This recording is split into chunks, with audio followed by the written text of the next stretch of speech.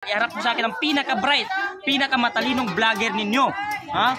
Ipakita nyo sa akin. Magharapan kami at ipakita namin sa publiko kung sinong mas maraming may natapos na proyekto dito sa Pilipinas. Si Digong o si Bongbong Marcos Carutang. Oh, isama niyo pa. Si Claire Castro. Si Claire. Sama-sama kayong lahat. Pagpatong-patong kayo. Si Gadon. Tutunayan ko sa inyo lahat kayo mga gogo at mga bumbong. Si Gadon. Pati si Gadon. Kaya mo si Gadon? Kayang-kaya ko si Atty. Gadon. Magsama kayo ni Claire Castro. Bakit mo tinatawag Atty. Disbar na yan? Bobo na yan eh. Hindi. Si Titi Gadon. Titi Gadon. Eto. Kung matapang ka, halika rito. Sinahamon kita. Pati yung isang nagpapanggap na balik Islam. Ano nga pangalan ng vlogger na yun? Hindi ko alam yun eh. Islam daw? Hindi ko alam yung pagbumuka nun eh. Ano ang pangalan ng vlogger na yan? Hoy, tarantado ka. Ha? Ginagamit pa yung Islam na sinasayo. Balik Islam ka para suportahan ka ng mga Muslim. Gunggong. Tuan. IQ ng utak ng hipon. Bakit? Alam niyo ba guys kung bakit tinatawag na utak hipon ng mga lulong lista? At ito mga congressman ng mga tigulang na malapit na matigok? Tigulang talaga. Ito. Kaya ko sila tinatawag na utak hipon kasi ang hipon naghalo ang tai pati utak. Nako. Oo. Dahil naghalo ang tai pati utak ng hipon, tingnan niyo kung paano sila lumangoy. Hindi pa sulong, paatras kung lumangoy. Oh, di ba? Meron bang congressman yan? Meron din. Si Abante. Yan yung mga utak hipon na top 1. Ito, Bongbong Marcos, huwag ka masyadong mag-credit grab. Alam mo kung anong dapat sa'yo, hindi grab. Mag-move it ka. Huwag kang mag-credit grab. Ang gawin mo, move it. Move it.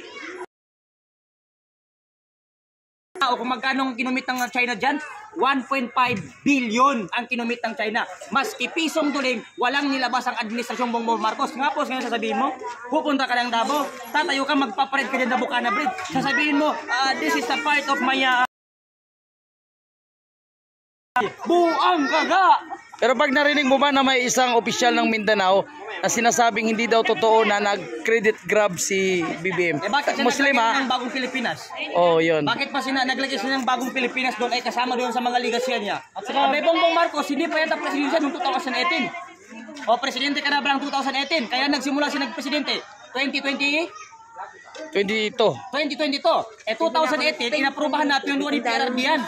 Oh, magkano ang binigay ng China na pondo para dyan? Nag-commit ang China ng 1.5 billion pesos para sa Bukana Bridge. Oh, mayor pa si Sara niyan, mayor pa si Sara niyan. Eh ngayon natapos ang Bukana Bridge, sasabihin mo nag-commit ka? Aba, yung pera ng Malacanang andun sa bangko doon sa ibang bansa. Bakit? Nakapondo na ron kasi takot siya pag nagrally ang tao pumasok sa Mindiola. Sasakay na naman ang eroplano yan, gaya ng tatay niya, lilipad na naman. Eh pag namatay yan, ubos na naman ang mga ituturok dyan sa mga bangkay na hindi na, ano ang tawag dyan? Formalin. Formalin. Formalin na naman si Bongbong Marcos. Ang tatay niya nakaubos siguro ng mga 2 milyong dump truck na formalin. Oo. Etong si Bongbong Marcos, makakaubos naman siya ng mga 200 billion formalin. Eh, hindi ka malilibing. Hanggat walang Duterte mahupo. O, di ba? O, asa na yung mga lolong lista? Mag-comment kayo dyan. Ang tanong kung may palibing pa siya ng mga Duterte. Hindi siya may papalibing. Kaya kahit brief ninyo, itong mga congressman na pumapanig sa kanya, itong mga congressman talaga sakit sa ulo eh. Akala ko kasi sa mga congressman, sila ang gumagawa ng batas para sa mahihirap. Sila pala yung ginagawa nila, gumagawa sila ng batas para nakawin ang pera ng taong bayan. O, di ba? Bobong labas mo nun. O, di ba? Ako rin, bigyan mo na. Lagi na naman, oh. Yung comment nila, tanong nila, sasagutin natin lahat ng tanong nila. Wala silang ibang ikukomento eh. Alam ko rin kung saan mapupunta si Marcos, pati yung asawa niyang parang zombie, parang penguin kung maglakad. Nakahanda na po ang kanilang palasyo sa impyerno. At mukhang hindi papayag itong si Satanas na mapunta sila sa impyerno. Matatapos si Satanas na baka pati yung trono niya sa impyerno, nakawin ito mga congressman. Ano? Ay, hindi lang yun. Baka lahat na usok doon sa impyerno, higopin nila. Ginigera ni Bongbong Marcos ang China. Oh. Ito namang tarantadong general na si Browner, kaya ika ng Pilipino makipaggera ng 30 days sa China. Buang ka ba? Isang araw lang. Sa tingin mo, paabutin ka ng China ng 30 days? Eh maghulog sila ng 3 missile sa Pilipinas, sila tayo patay. Tapos na sabihin mo, pro-China ang mga Duterte. Aba, kung hindi dahil sa mga Chinese sila tayo patay ngayon eh. Oh. Saan ba galing yung tinurok sa'yo, tarantado ka? Hindi ba galing ng China yung Sinovac? Ang Duterte, pero ang mga Marcos, marami pa sila, pero wala na kasi puro na bangag. Wala kaming pakialam mo hindi makawin si Duterte. Kasi matanda na yon. Pag nagawi yun dito, mga ilang araw na i-criminate na mamatay na naman. Kasi matanda na. Di ba? Oh. May sabi naman dito. Sabi ni Boy Lighter, di na daw siya magrarally. Oh. Ay, hindi ako nagrarally. Hindi ako nagrarally. Tangan, antado ka ba? Nagpapirma. Yan yung mahirap eh. Magpapapirma na tayo. Hindi ko man kami, hindi naman to rally. Oh. Oo. Pirmaman lang yan. Ay sabi ko sa mga loyalista, Wala na talaga. mag-daycare pa kayo ulit. Hindi na daw ako mag-rally. Nagpapapirma na kami. Saan ko sinabi yun? Ayun o, sabi niya. Sabi ni Boy Lighter, di na daw siya magrarally. Sinabi mo ba yun? Hindi ko alam. Ayan Kasi siya lang yung nakakalam. Alam mo kung bakit yun, inedit ni Sangkay TV. Sabi ko si Sangkay TV. Sa akin malayo lang yun. Ha? Si Duterte, si Bongbong Marcos. Ay, brother. Ala, ibalik natin sa Bukana Bridge. Yung Bukana Bridge, sabi nila, si Bongbong Marcos doon nagkaroon ng Bukana Bridge. Ito Bongbong Marcos. Akala ko galit ka sa China. No? Paano kayo nakagawa ng China, ng Bukana Bridge kung kaaway mo ang China? Di ba? Isa pa yan. Kung kaibigan mo, Amerika kasi tuta ka ng Amerika. No? Tuta ng Amerika ito. Alam mo yung ano ko?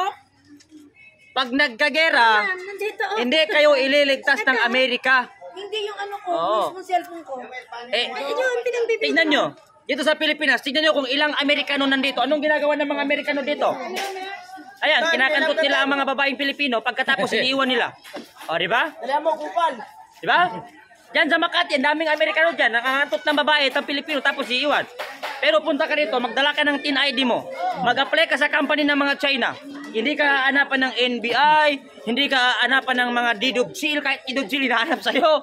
Mga PhilHealth, walang hinahanap sa'yo. Sabi ng China sa'yo, ikaw meron ID. Ako meron ID, TIN ID. Ikaw tanggap na bukas, pero ka sahod 450. Tanggap ka na kagad. Mag-apply ka sa company ng Pilipino. Meron ka ba ikang, ano tapos mo? College po. Ay, meron ka bang diploma? Meron. Meron ka bang drug test? Nagpa-drug test ka? Meron. TIN ID, PhilHealth. Lahat, hinahanap sa'yo. Experience. Lahat, hinahanap sa'yo. Ay, magwa ka ng NBI. Magwa ka ng doon sa city lang, kung talagang pinapayagan ka, lahat ganito ganyan. Hanggang sa mamatay ka, hindi ka tatanggap. Bakit si Pero mag-apply ka sa China, ng mga company ng China, TIN ID lang, tanggap ka na. bakit si Marcos hindi nagpa-drug test o ma-apply ng presidente? Okay na yan kasi yan talaga ang gobyerno natin, bulok ang sistema. Ito pa ang dagdag mga loyalista. Ilang eskwelahan ang meron sa Pilipinas na pag-aari ng mga Chinese. Ang dami, no? Ang dami. University, grabe ang dami. Ilang eskwelahan. Ang hospital dito. Ang ina naman, ang ingay nyo, ano pa ako, nagsasalita lang kayo eh. Akala ko tapos ka na. Ilang eskwelahan ang meron sa Pilipinas na pag-aari ng China? Di ba ang dami? Eto pa, ilang ospital ang meron sa Pilipinas na pag-aari ng China? Di ba? Ilang Pilipino ang pinapakain at binubuhay ng mga Chinese? Di ba? Tanungin mo kung sino mayaman na Anong ginagawa ng mga Amerikano sa Pilipinas? Diyan sa Makati, nangangantot ng Pilipino. Tapos iniiwan. Pero nagtayo naman sila ng EDCA. Di ba? Huwag nyo kami paikutin, mga lolong lista. Buwang talaga si BBM, no? Ano? BBM. Ano? Buwang. Kanina pa sa reklamo buwang doon si BBM. Kahit bata, buwang daw si BBM. Ayun. Sino pa dyan? Tingnan natin. Wala.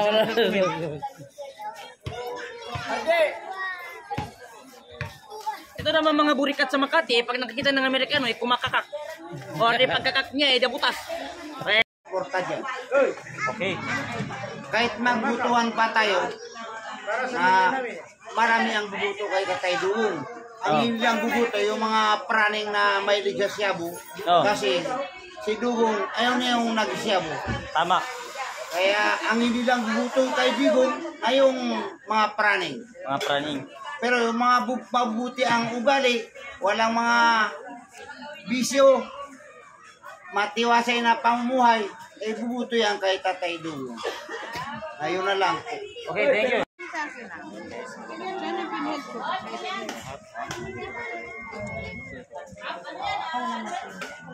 Walang number yung ID ko, ma. Meron yan. Ituro ko sa'yo mamaya. Barangay lang. Oh, meron yan. Ako na magturo.